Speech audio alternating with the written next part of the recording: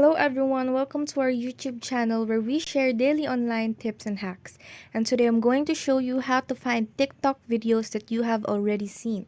First is we open our TikTok application and we click the Discover logo on the lower part of our screen. Once we are here, search videos on the search bar. Videos.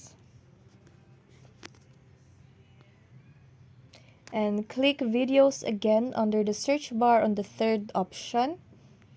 And then click on the two lines on the upper right corner and filter or click the button beside the watch videos and then click apply. And here you will see the videos that you have watched within the last 7 days. And that's how you find TikTok videos that you have already seen. If you like our video, please like and subscribe.